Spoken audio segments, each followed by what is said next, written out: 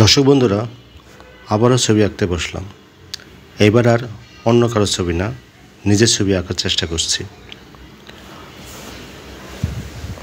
আমি চশমা পরে হালকা পাওয়ার আছে চশমায়। ছবিটা আমার অফিসের, মানে আমি কালের কণ্ঠে জব করি, তো আমার ডেস্কে বসে ছবিটা তুলেছিলাম।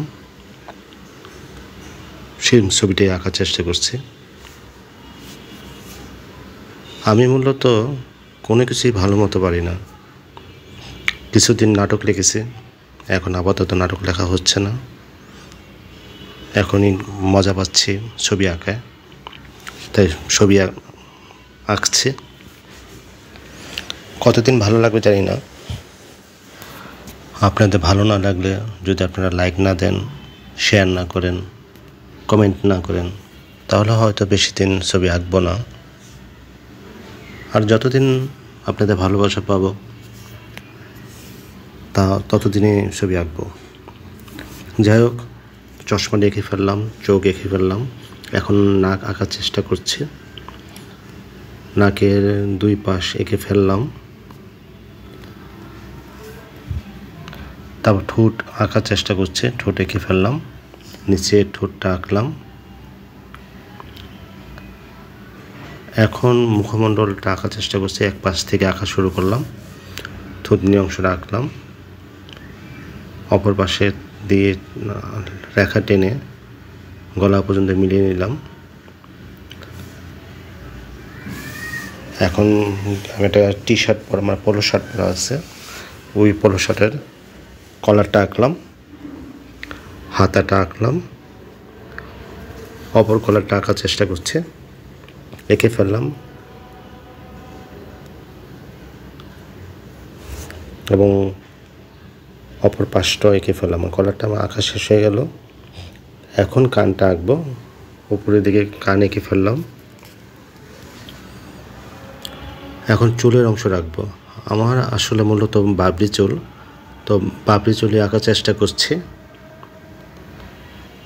হ্যাঁ, একটু কাপা কাপা কাপা কাপা ভঙ্গিতে বাবরি চুলগুলো এঁকে নিচ্ছে।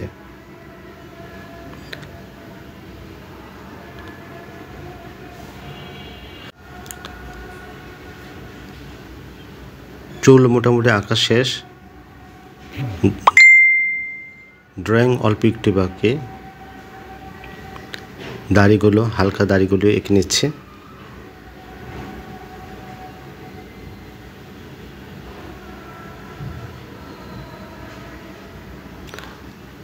অপর পাশের গেঞ্জির হাতাটা এঁকে নিলাম। কিছু দাগ দিয়ে ভাঁজগুলো ফুটিয়ে তুললাম এবং শার্টের বোতাম দেখে নিলাম, গলাটা আঁকলাম। আমাদের আঁকা শেষ। এখন আমরা রং করব। বরাবরের মধ্যে আমি ডিপ নীল রং দিয়ে চুলে কালার করছি। আমি আগেও বলেছি, আমি সরাসরি কালো রংটা ব্যবহার করি না রং করার ক্ষেত্রে। বিভিন্ন রং মিক্সড করে আমরা রং করার চেষ্টা করি, মানে কালো রং করার চেষ্টা করি। এতে এটার গভীরতাটা বেশি পাওয়া যায় এবং সুন্দর লাগে। তো আমি প্রথমে নীল রং দিলাম।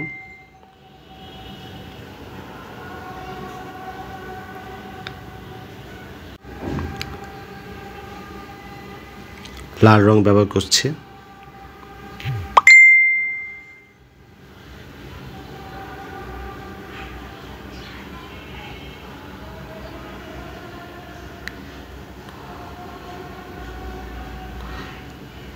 এবার সরাসরি কালো রংটাই ব্যবহার করছে।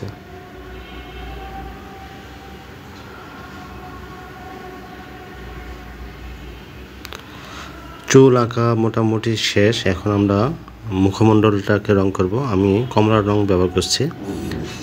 মূলত স্কিন কালার ব্যবহার করলে ভালো হয়। তো স্কিন কালারে আমার কাছে মূলত সাইন পেন নেই, তাই আমি কমলা রং দিয়ে হালকা করে স্কিন কালারের একটা ভাব নিয়ে আসার চেষ্টা করি।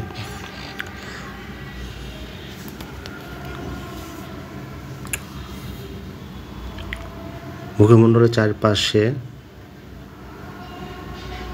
কমলা রংটা দিয়ে নিলাম।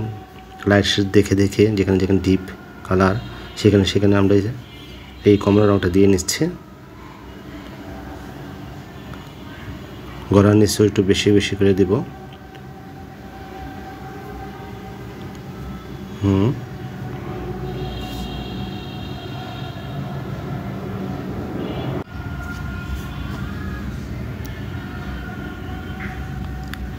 এবার খয়েরি কালারটা দিয়ে ডিপ করে নিচ্ছে। চোখের নিচে দিলাম, নাকের নিচে দিলাম, গলাতে দিলাম, চারপাশে অল্প অল্প করে যেখানে যেখানে মানে রঙটা বেশি ডিপ মনে হচ্ছে সেখানে আমি খয়েরি রঙটা দিয়ে দিলাম।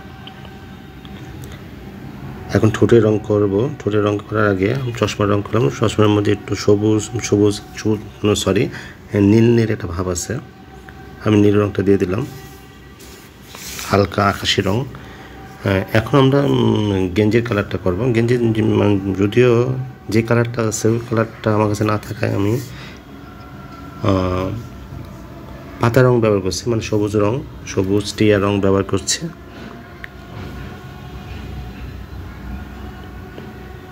কিছু কিছু জায়গায় মানে খালি রেখে যাচ্ছে, মানে ওটা হচ্ছে লাইট শেডের কারণে আমরা অন্য রং ব্যবহার করবো, অন্য যে কোনো হালকা রং হতে পারে। এটা হলুদ রং, হ্যাঁ আমরা হলুদ রঙই ব্যবহার করলাম। মিশিয়ে দেওয়ার চেষ্টা করছি। হয়ে গেল আমাদের শার্টের কালার করে। এখন ঠোঁটের রং করছি। ঠোঁটে হালকা করে লাল রং দিচ্ছি, বেশি দিন দেওয়া যাবে না, কারণ আমি ছেলে মানুষ, বেশি রং দিলে আবার অন্যরকম হয়ে যাবে, মেয়েদের মতো হয়ে যাবে। তারপর হলো খয়েরি রং দিয়ে ডিপ করে দিলাম। হয়ে গেল আমাদের ড্রয়িং। আমাকে নিজেকে নিজে আঁকলাম, আমি যতটুকু পারলাম চেষ্টা করলাম।